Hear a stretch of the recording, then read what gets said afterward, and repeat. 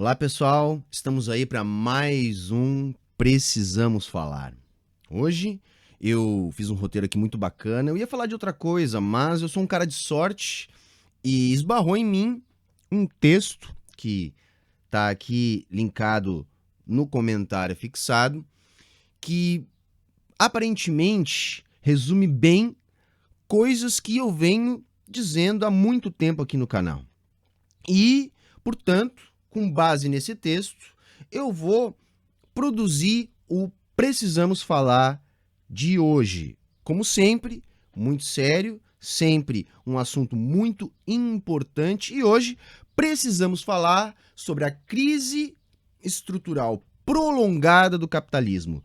Precisamos falar sobre esse processo gigantesco de financiarização do capital.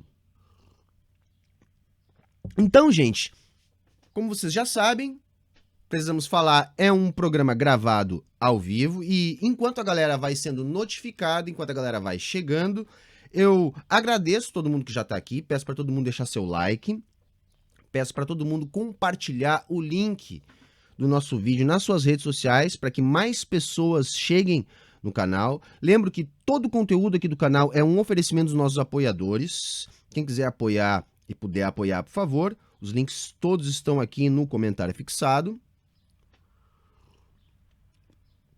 Tem a canequinha do canal também, que é uma forma de colaborar. Você pode adquirir a caneca no link que também está aqui no comentário fixado. E tem o meu curso em parceria com o Classe Esquerda, que tem, mais uma vez, tudo a ver com o assunto do nosso Precisamos Falar de hoje. Porque há um falso debate, na minha avaliação, que tenta colocar uma incompatibilidade na estrutura desvelada por Marx no Capital, na estrutura, portanto, que organiza a sociedade baseada no capital, o capitalismo, e a interpretação moderna que se dá para a história da moeda, para os mecanismos de meios de pagamento na economia capitalista do século XX e, sobretudo, do século XXI. Então, o nosso programa de hoje também vai discorrer um pouco sobre isso, porque eu quero, mais uma vez aqui, tentar deixar claro que uma coisa é uma coisa, outra coisa é outra coisa. E o problema da crise estrutural prolongada do capitalismo, que é o assunto central do nosso Precisamos Falar de hoje, tem a ver com a reprodução do capital, não dos meios de pagamento. Porque uma coisa é uma coisa, outra coisa é outra coisa.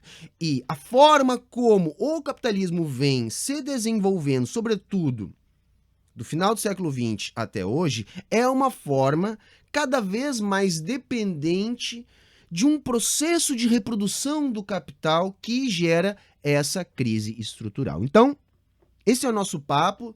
Senta o dedo no like, vamos falar de economia. Parece complicado, mas não é. São questões que nós precisamos compreender, porque afinal de contas é a nossa vida. Eu venho dizendo aqui, quase todos os vídeos, que nós temos uma necessidade de superação do capitalismo, porém nós sabemos que o capitalismo não vai cair sozinho, depende de uma série de fatores, entre estes a nossa organização.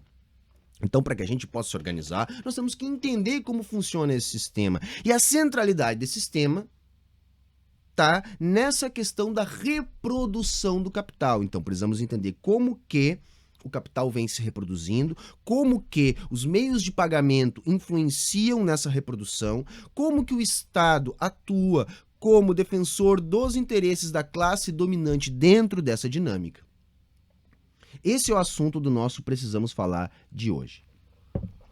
Bom, então podemos começar entendendo da seguinte maneira: o capitalismo depende da realização do capital, como eu já venho dizendo aqui desde o início do nosso programa de hoje. Essa realização é aquela que o Marx colocou lá no processo que a gente conhece como aquele processo de D, né? Então você tem capital na forma dinheiro, o D, que passa pelo processo produtivo, né, o M, e se converte em mais dinheiro, ou capital, dinheiro, no final do processo, ou seja, esse D'.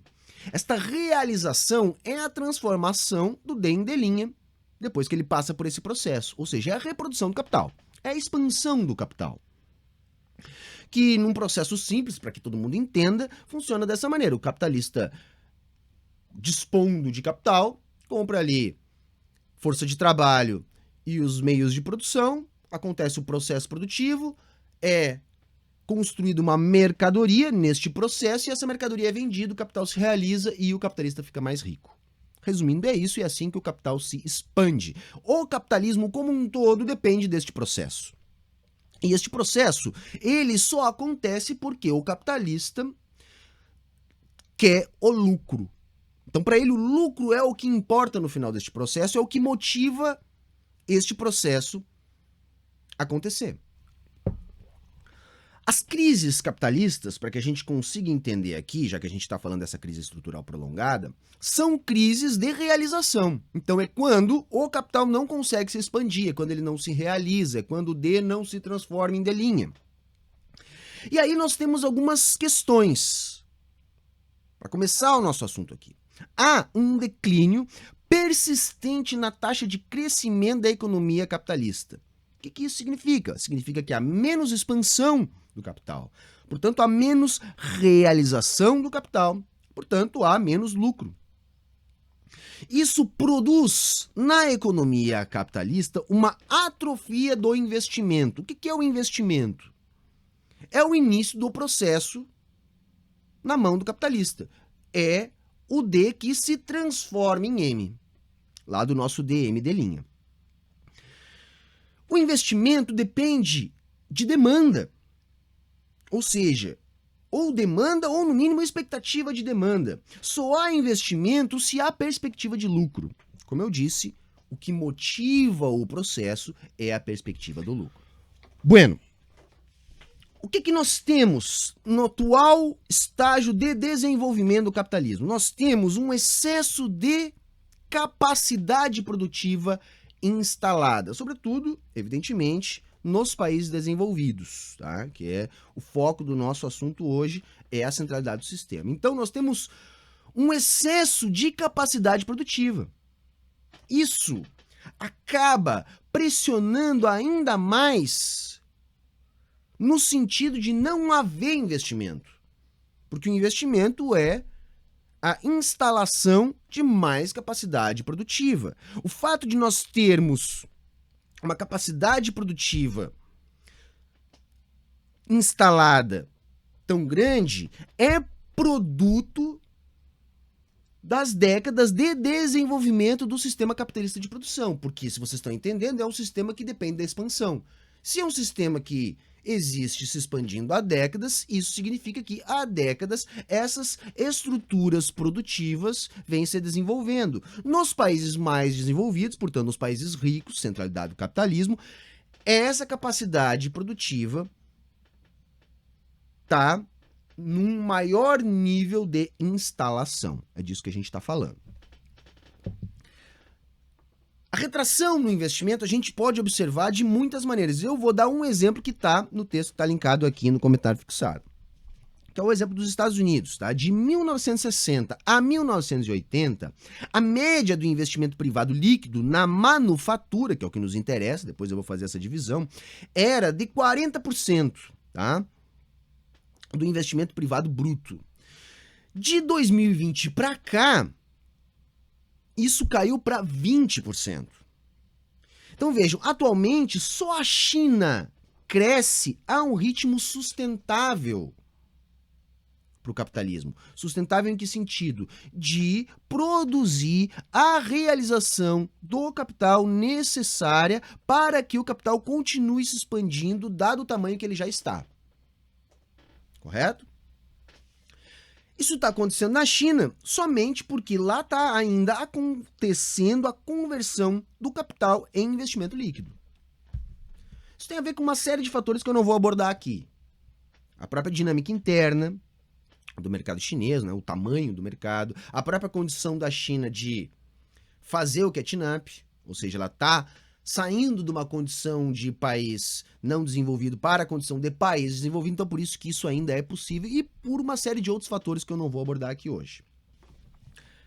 O que nos cabe entender, por enquanto, é que os altos índices de crescimento da China se dão em função de capital realizado.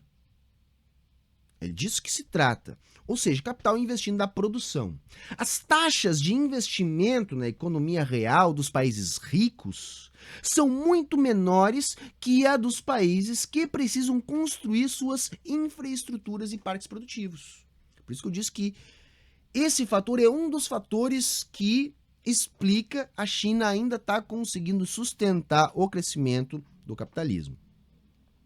O capital que não é investido constitui o que Bellamy Foster e demais autores do texto que eu estou usando aqui como referência chamam de caixa livre. É um conceito que, se vocês quiserem mais detalhes, podem recorrer ao texto que lá está explicadinho direitinho. Então, esse caixa livre é o que se financiariza na atividade dos capitalistas. Porque isso não é investido em economia real e isso vai constituir a centralidade do problema que eu quero abordar hoje no nosso papo. Então vejam, economias capitalistas desenvolvidas se desenvolveram expandindo o capital. Se são desenvolvidas, expandiram muito, ou seja, houve muita realização. Portanto, um processo onde sempre houve muita demanda. Só que isso gera um problema. Não há mais como retroceder em níveis de demanda. Vocês estão entendendo o que eu estou querendo dizer? Demanda significa consumo. Então, se o capital é desenvolvido, significa que ele foi expandido muitas vezes. Para se expandir, desculpe, ele precisa de demanda cada vez maior. E não tem como você chegar num ponto que existe determinado nível de capital e você não tem como retroceder ao nível de demanda necessária para quando esse capital era muito menor. Então, esse é o problema dos países já desenvolvidos. Eles já têm um capital dependente de um alto nível de demanda, que é igual a consumo. Demanda é o consumo no capitalismo. Países desenvolvidos necessitam manter um nível de demanda, em função disso, elevadíssimo e crescendo. Aí, isso nos leva a uma outra pergunta. Como que os países desenvolvidos conseguem, então, manter esse nível elevado de demanda e ainda manter essa demanda sempre crescendo? Só existem duas formas e uma é relacionada à outra. Uma é o imperialismo, ou seja, se busca mercado para fora do próprio país. Né? Então isso existe desde que existe capitalismo. E, concomitantemente a isso, o estímulo ao consumo, que é realizado através dos gastos do governo. Então é desta maneira que as economias de todos os países, mas sobretudo dos que nós estamos falando agora, os países desenvolvidos, se expandem. Imperialismo barra estímulo do consumo através dos gastos do governo. Imperialismo é condição, tá, gente? Como é que funciona? Se impede o crescimento de indústrias concorrentes para manter-se nos mercados que já se atua. Basicamente, a essência do imperialismo está aí. Por que o Brasil jamais vai se desenvolver enquanto não romper com esse nível, pelo menos, de imperialismo? Bom, porque nós precisamos manter o nosso mercado realizando capital das empresas sediadas nos estados centrais do capitalismo, nos países ricos. E os gastos do governo, eles acabam fazendo o quê? Eles salvam os balanços de toda essa estrutura do capital, mas não conseguem promover, em hipótese alguma, nenhum nível de redistribuição. Então eles acabam gerando o tal caixa livre, que eu falei há pouco, que acaba não se convertendo em investimento, porque não há perspectiva de lucro na economia real, e produz, portanto, a financiarização. E essa é a raiz do problema do atual estágio de desenvolvimento do capitalismo. O capital não encontra mais, ou no mínimo, encontra muita dificuldade em se realizar através do processo produtivo. Então, os capitalistas, não vislumbrando lucro, acabam financiarizando o excesso de capital, que nós já vamos discutir de onde é que vem, e começam a reproduzir o capital dando a curva no processo produtivo, ou seja, promovendo essa financiarização da economia.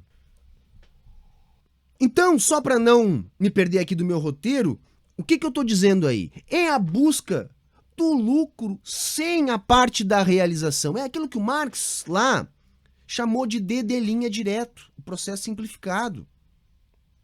Não o DM', D'. Só que o capital não se expande assim, minha gente. Então é lógico que isso vai produzir um problema para a expansão da economia capitalista. Porque vejam, se não há perspectiva de realização, os capitalistas não expandem a produção. Então o que eles fazem com o capital? E aí vamos entender o seguinte, que capital parado na economia capitalista é capital morto. O capital é, por definição, dinâmico. Ele é um valor que tem a propriedade de se valorizar. Se ele para, se ele não está inserido nessa dinâmica, é capital morto. Então o que acontece? Os capitalistas passam a administrar os seus caixas. Então o que eles fazem? Eles usam do mercado financeiro para especular e lucrar pela posse de capital e não pela reprodução do capital. Esse é o estágio que se encontra a nossa economia capitalista.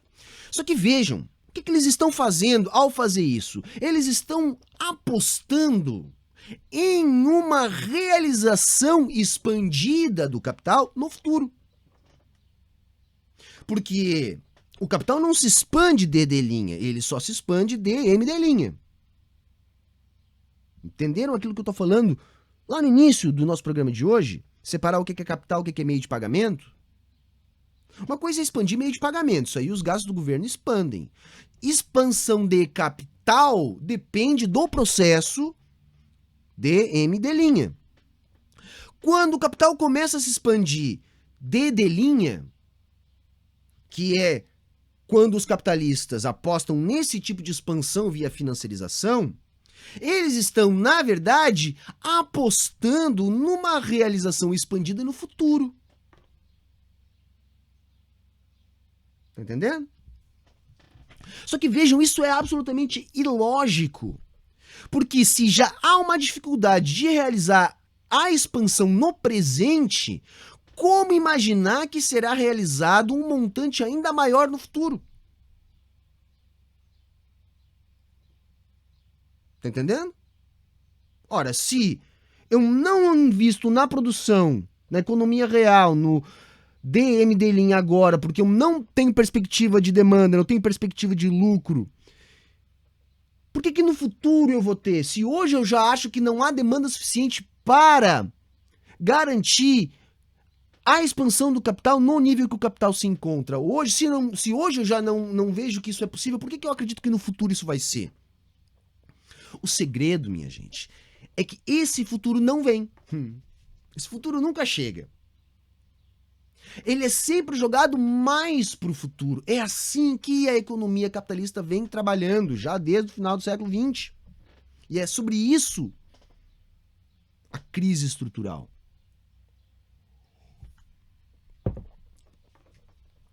De vez em quando, se elimina parte desse excesso, vamos dizer assim, tá? Com o estouro de uma bolha. E segue o jogo. Então, se empurra essa realização cada vez mais para o futuro, se descola, como a gente já vai discutir aqui, o mercado financeiro da economia real, e isso se traduz na produção dessas bolhas financeiras que de vez em quando uma estoura. Quando uma estoura, alguns capitais desses capitalistas bailam. E segue o jogo. Quando esses expurgos pontuais não dão conta, aí vem a crise do capital. As mais recentes, no ano 2000, né, a crise.com, né? E agora, eu digo agora porque ela ainda está presente, os seus efeitos, a crise de 2008. Vejam, já se vão 13 anos quase. Quando isso acontece, ou seja, vem a crise estrutural do capital, os estados que têm a função estrutural de defender o capital salvam todo o sistema comprando toda essa dívida, ou seja, enxugando o conjunto maior das bolhas e realizando os lucros do conjunto do sistema. Então se salvam os lucros dos capitalistas nesse processo.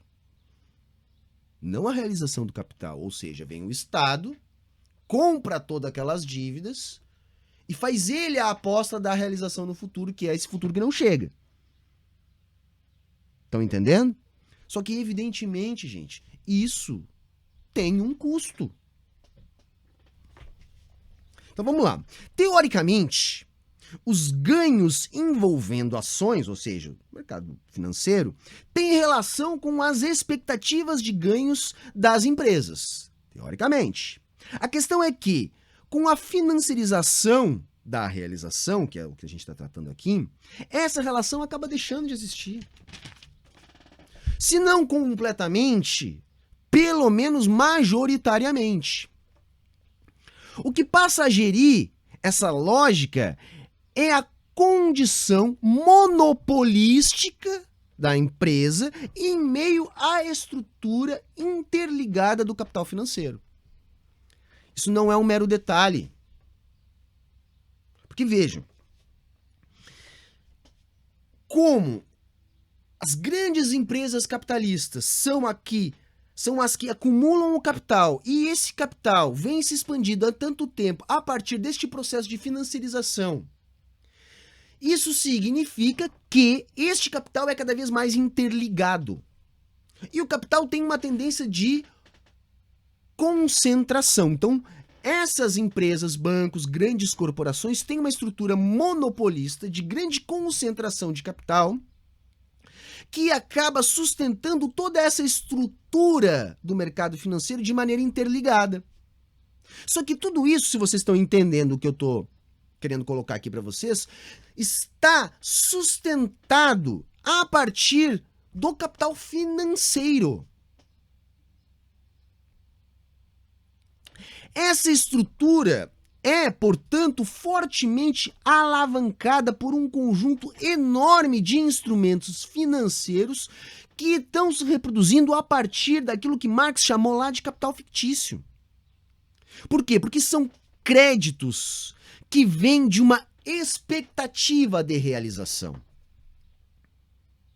Porque como o mercado não consegue mais dar conta de realizar o capital no montante que o atual volume de capital existente demanda, o que está realizando esse capital é as ações imperialistas e os gastos do governo que produzem capital fictício, ou seja, produzem uma expectativa de realização no futuro. E utiliza a capacidade de crédito infinita do Estado, já que ele manipula os meios de pagamento, que nada mais são que crédito, para alimentar esse sistema que só sobrevive a partir deste gasto extra. Então, os estados, criadores dos meios de pagamento da economia capitalista, mantêm esse castelo de cartas, empurrando essa realização sempre para o futuro, um futuro que não chega.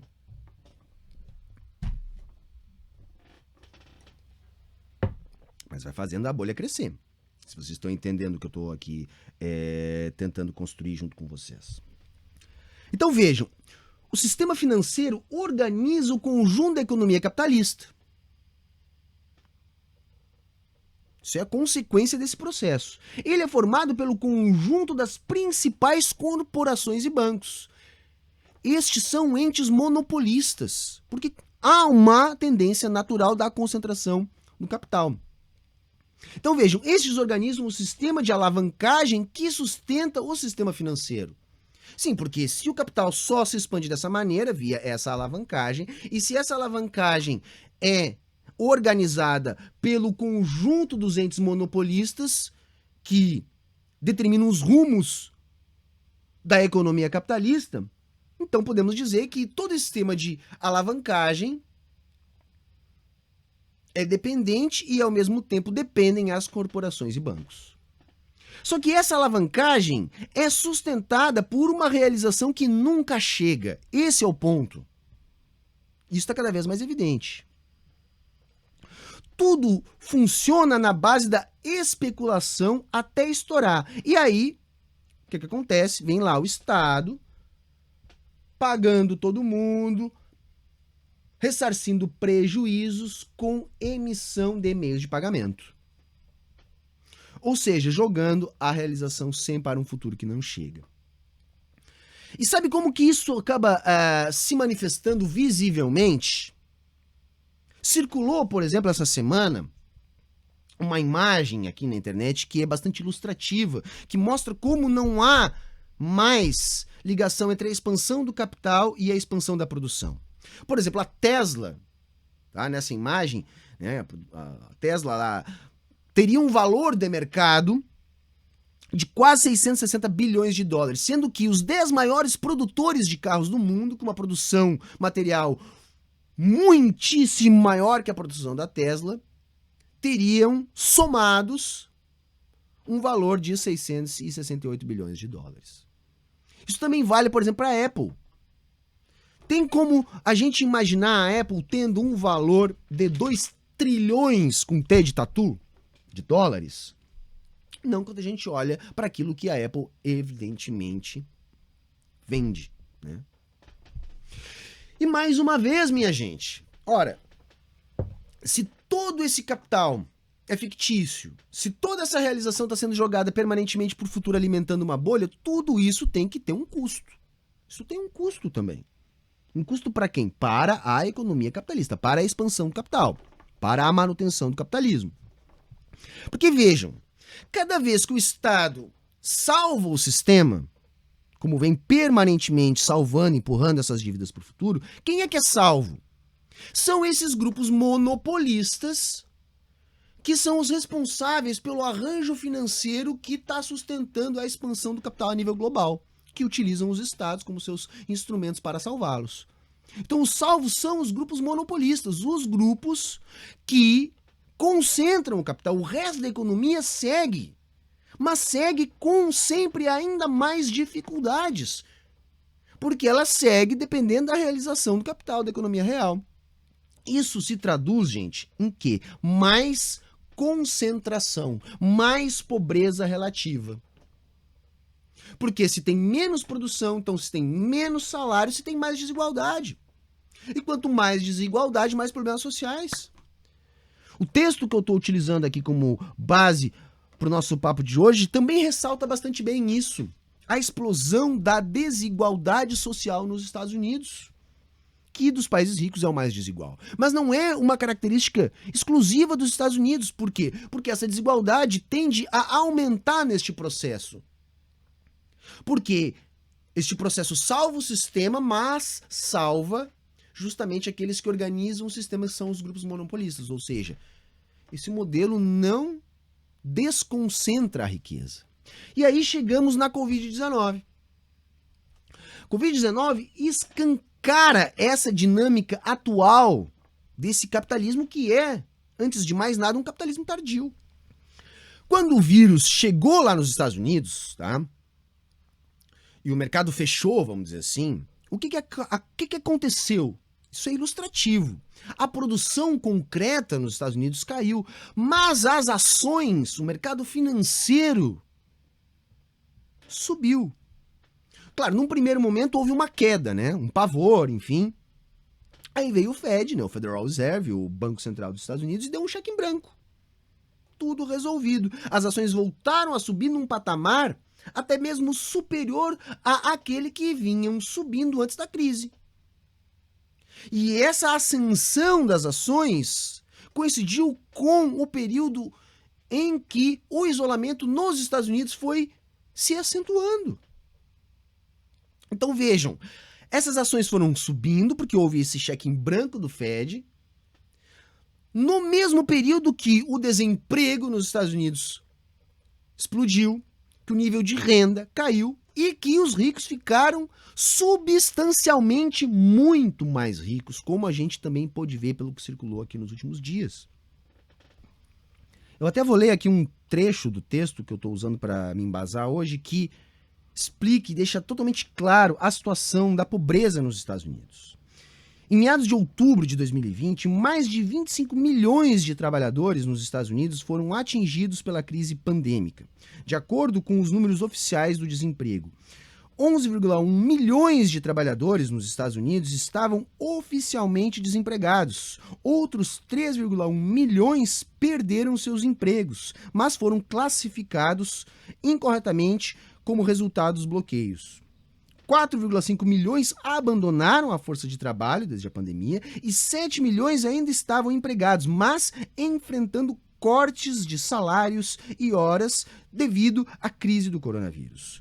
O número de pedidos de seguro-desemprego em todos os programas em outubro chegou a 21,5 milhões de pessoas. 46 milhões estão atrasados no pagamento de aluguel, hipotecas e empréstimos estudantis, enquanto a insegurança alimentar cresceu de 35 milhões para mais de 50 milhões, como resultado da ajuda insuficiente do governo durante a pandemia. Então, eu estou colocando isso aqui só para vocês verem como que a pobreza é enorme nos Estados Unidos e a gente não pode glamourizar a situação dos Estados Unidos como se fosse um país sem problemas.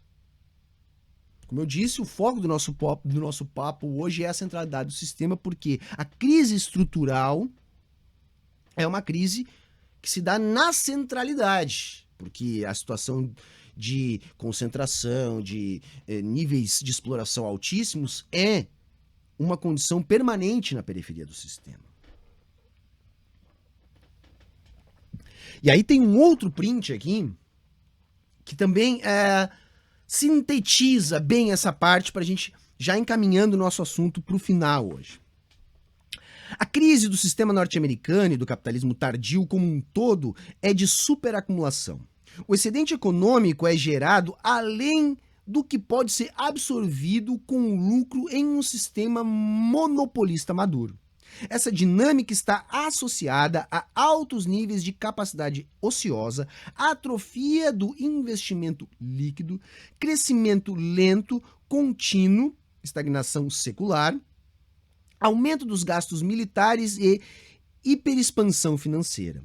A incapacidade do investimento privado e do consumo capitalista de absorver todo o superávit real e potencialmente disponível, juntamente com os gastos deficitários do governo, leva a quantidades crescentes de dinheiro livre nas mãos das empresas.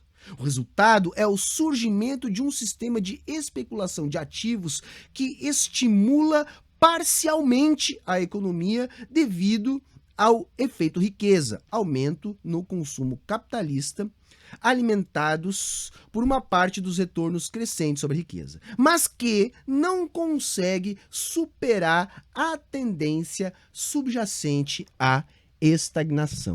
Ou seja, é o que Marx chamou lá de D', e não de M, ou melhor, de DM'.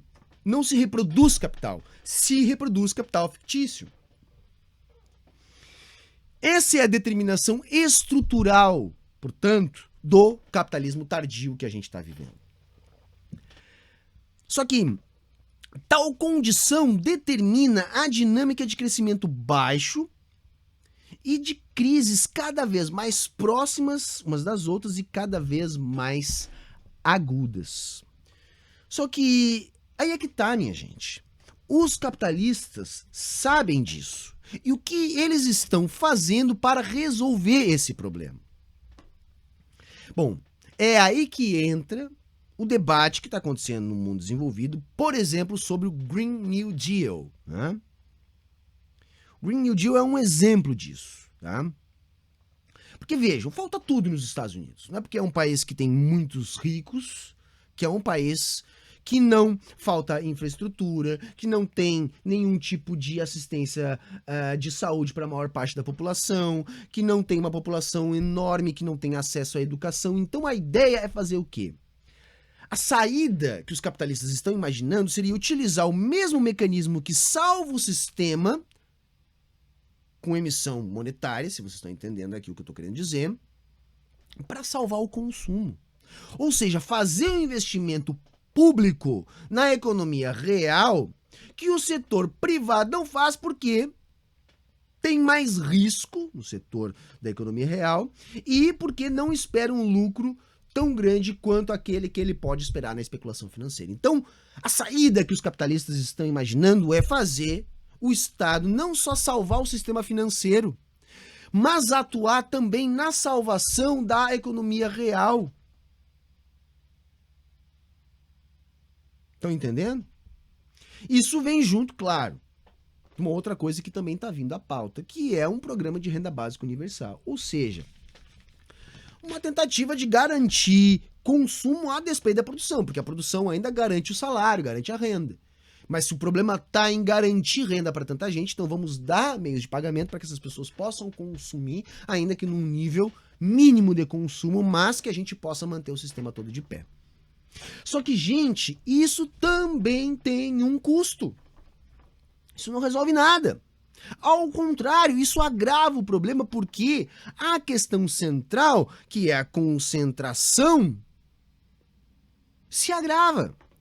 A partir dessa solução, o que a gente pode imaginar? A criação de duas castas sociais. Os pobres, que sobrevivem do mínimo, dessa renda básica universal ou de um salário próximo disso, e dos excessivamente ricos. Essa situação que a gente pode imaginar, ela vai potencializar duas coisas. Uma, o Estado policial, então, o Estado fascista, e outra, a luta dos trabalhadores cada vez mais marginalizados. Então veja, a redução ao Estado policial e a essa miséria relativa condiciona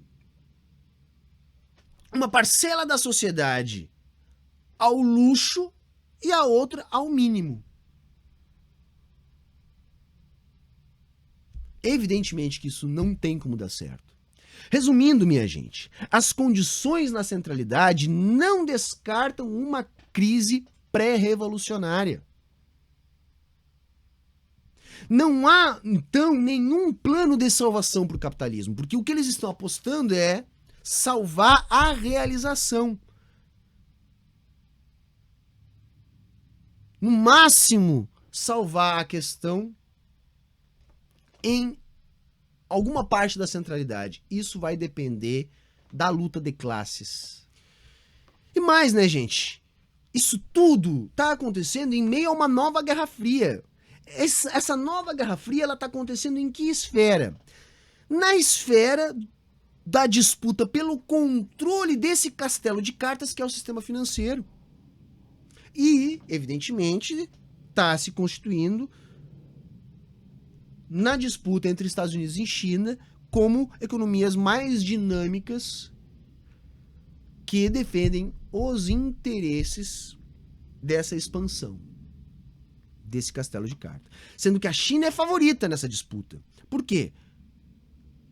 Porque tem uma possibilidade maior de realização dessa expansão a partir da sua economia real. E a nós, gente, o que resta no meio disso tudo? Buscar uma elevação do nível de consciência. Porque o que eu tentei discutir hoje aqui, agora sim, encaminhando o fim do nosso Precisamos Falar,